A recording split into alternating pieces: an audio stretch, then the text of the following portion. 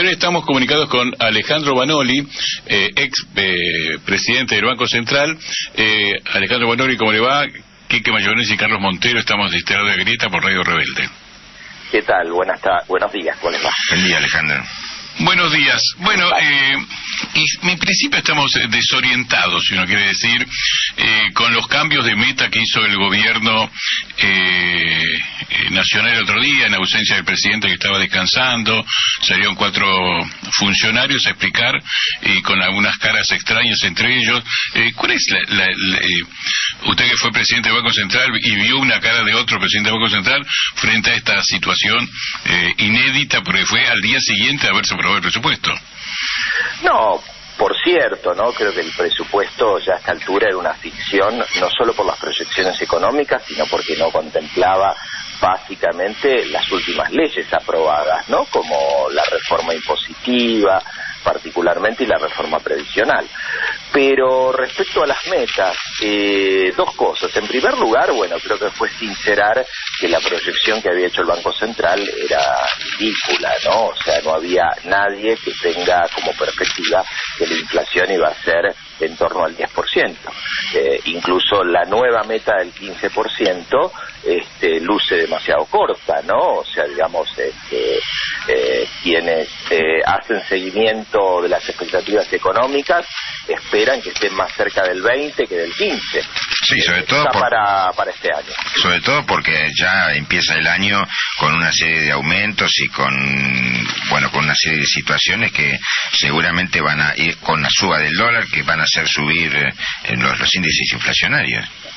Exactamente, y creo que a eso iba, digamos, un poco en la segunda parte de la respuesta. Yo creo que más allá de eso, lo que falta es una coordinación de políticas económicas, que incluso con las caras que tuvieron en esa conferencia de prensa, donde Sturzenegger tuvo que ver cómo le torcían el brazo y bajar la tasa de interés, en realidad, cuando se define una política antiinflacionaria, hay que ver la integralidad de la política económica, y lo cierto es que en esa mesa no estaba Aranguren, por ejemplo, no estaba Cabrera. Es decir, la inflación no sube como el diagnóstico monetarista del Banco Central por una cuestión monetaria y que se la arregla subiendo la tasa de interés.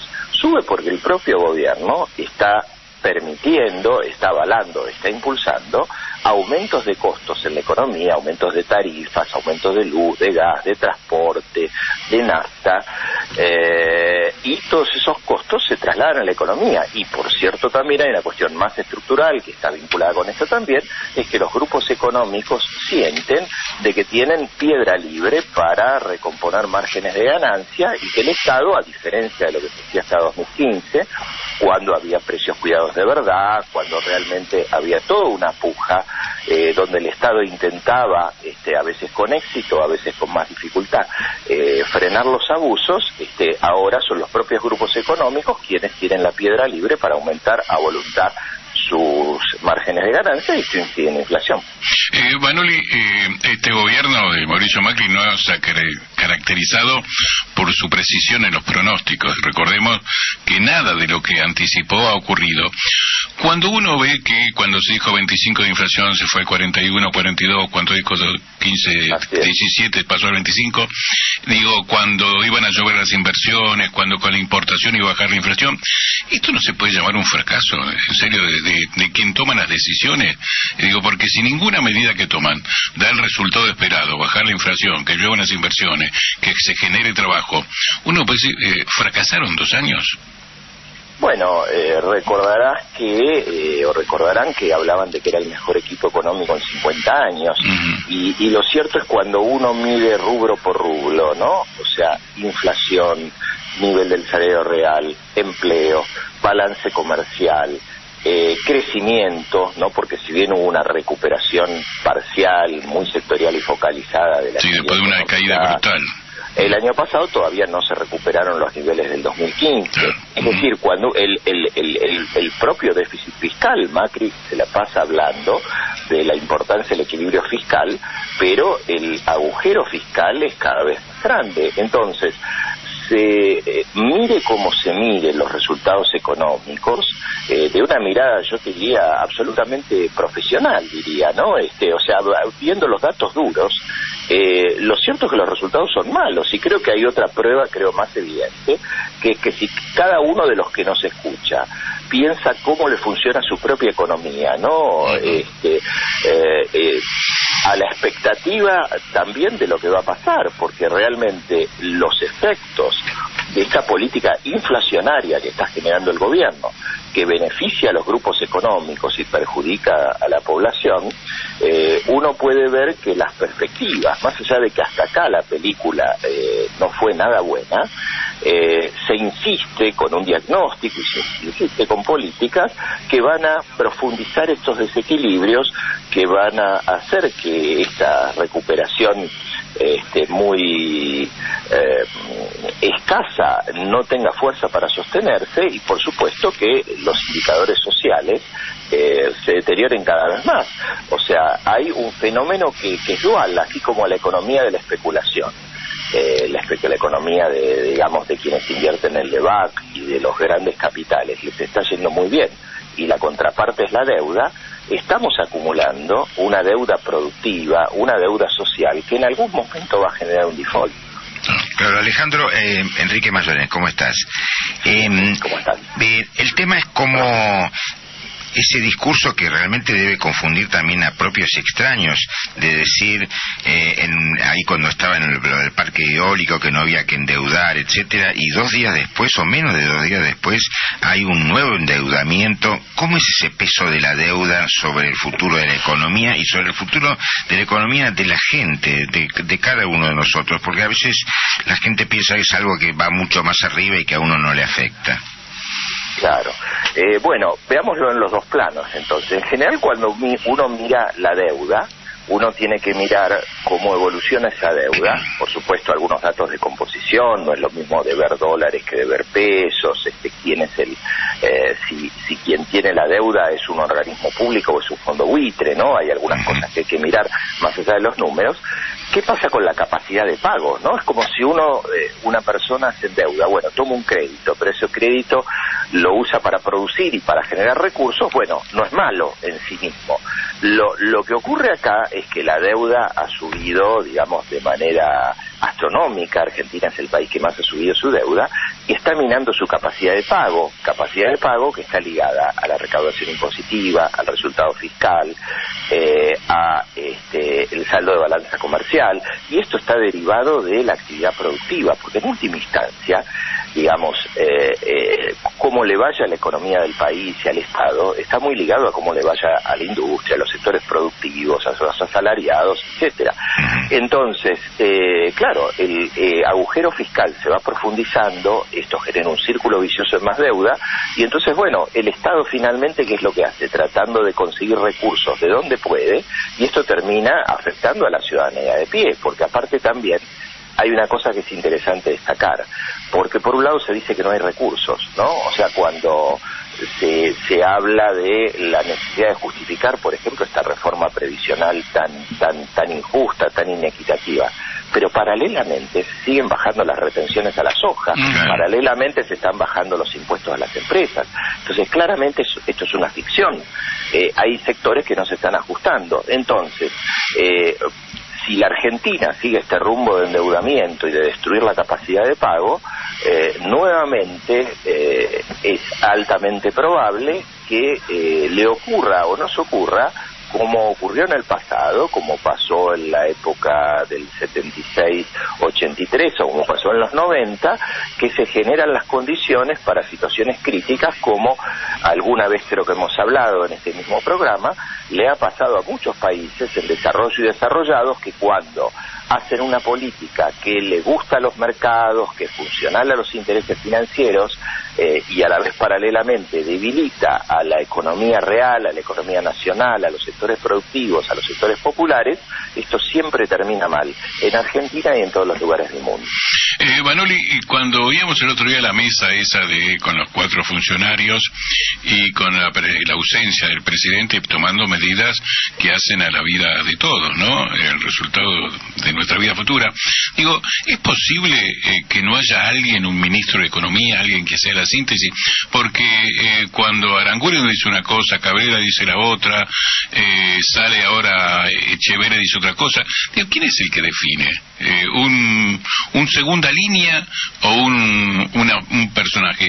¿Es Duhovne el que define? ¿Es Sturzenegger? ¿Dónde está el presidente? Porque yo, en una época era Cavallo, Martínez Dios, pero en otra época era Néstor, era Cristina, quienes definían. Digo, ¿usted se lo imagina? ¿Uno se puede imaginar a Mauricio Macri definiendo esto mientras está jugando con Antonia en el sur? Digo, me parece que para la imagen pública se ha diluido la responsabilidad de este proyecto económico, ¿no?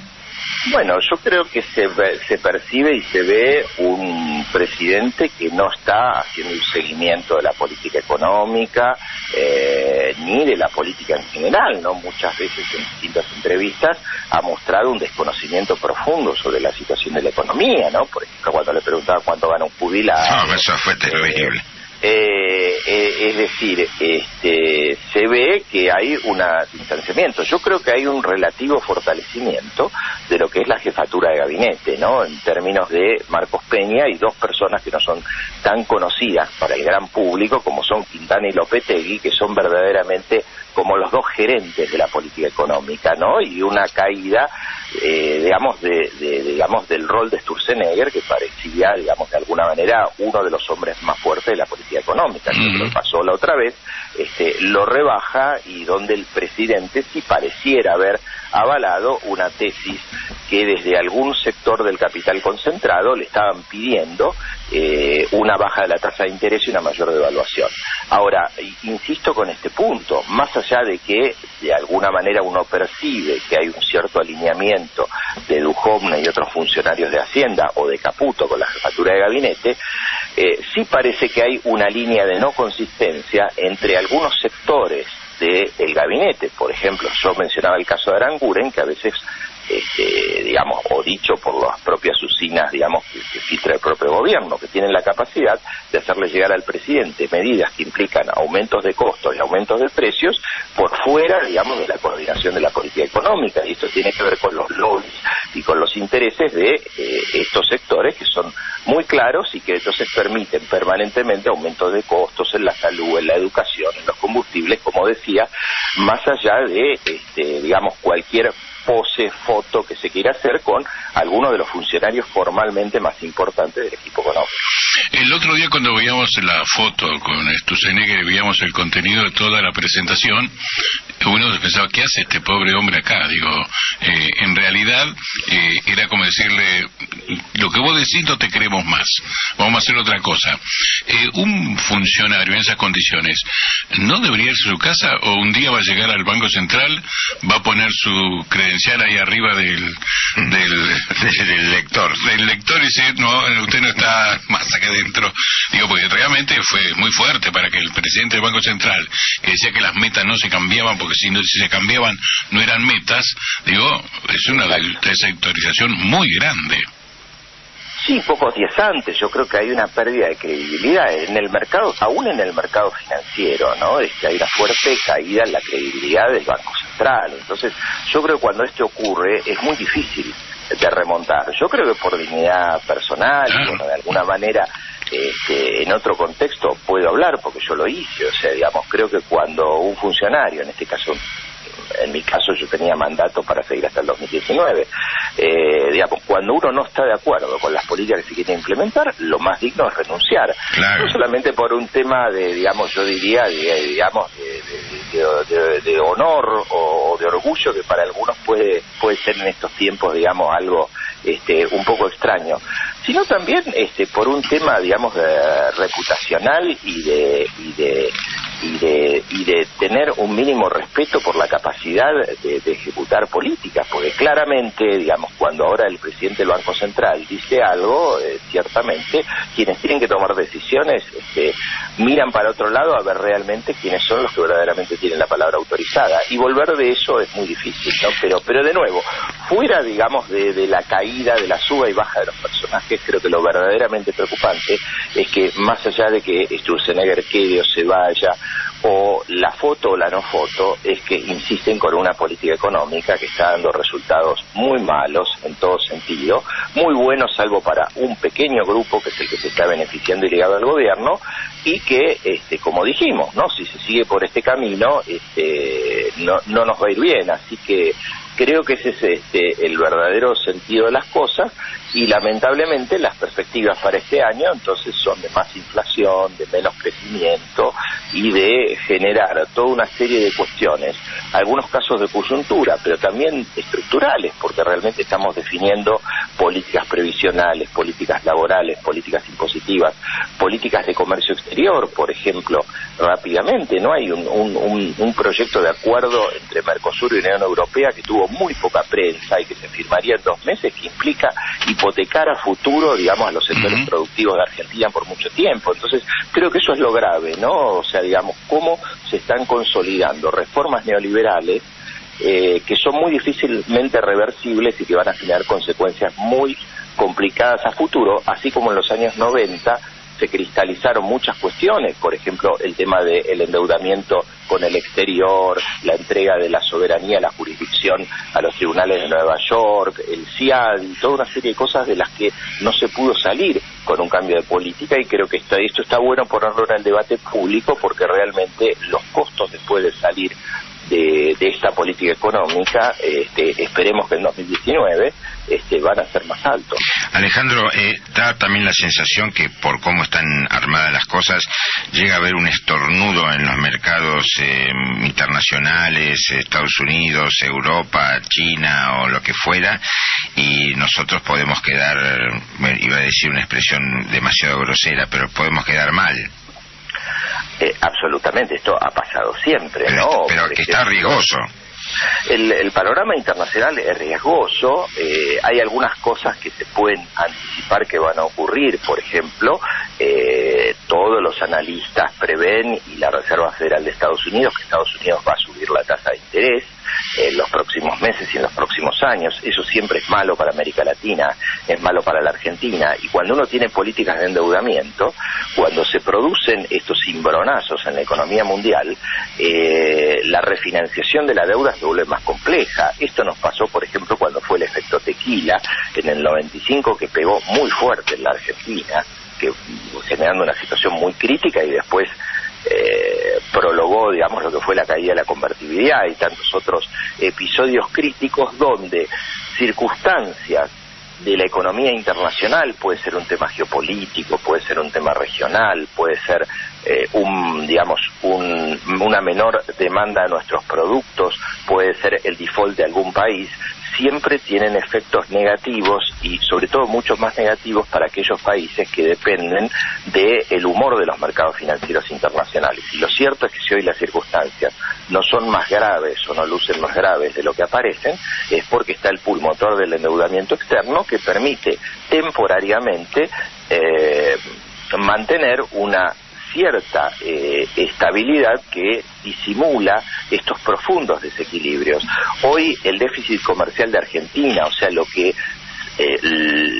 la diferencia entre lo que importamos y lo que exportamos, está en los niveles del 94, o sea, hace más de 23 años que la Argentina no tenía un desequilibrio tan profundo como se vivió antes de 2001, y estas son las tensiones estructurales que, cuando ocurre lo que vos decís, generan situaciones muy perniciosas, como nos pasó reiteradamente en la historia antes del 2001, y como le pasa a todos los países. Pensemos en Grecia o pensemos en tantos países que, siguiendo políticas neoliberales, terminan mal cuando no solamente el propio proceso se descompone, sino cuando, como ustedes decían, ocurre algo externo que limita las posibilidades de endeudar. Vanoli, en esta semana, este fin de semana, los medios dieron mucha publicidad del tema de que había terminado la ley de emergencia económica después de 16 años. ¿Qué significa que para el común de la gente haber terminado con la ley de emergencia económica? La ley de emergencia económica básicamente lo que establecieron fueron mecanismos por los cuales el Poder Ejecutivo tenía facultades del Congreso para ejercer algunas políticas de carácter impositivo y particularmente en tema cambiario, ¿no? Básicamente fue lo que permitió en su momento volver a generar una política cambiaria con algunos controles para los capitales especulativos. Como el gobierno desmontó todos esos controles prudenciales que cualquier país en desarrollo debería cuidar sus reservas y evitar las fugas de capitales y los movimientos de capitales especulativos, y como también en temas impositivos el gobierno ha firmado un pacto fiscal con las provincias que le ha asegurado una serie de transferencias de recursos, particularmente a la provincia de Buenos Aires, con fines absolutamente electorales, pensando en el 2019, el gobierno no necesita temporalmente esta herramienta. Por supuesto estéticamente luce decir que no estamos en emergencia, pero bueno, lamentablemente la Argentina, cuando se van incubando estas cosas, vuelve periódicamente a las emergencias, con lo cual creo que tiene que ver con una golondrina que no hace verano, ¿no?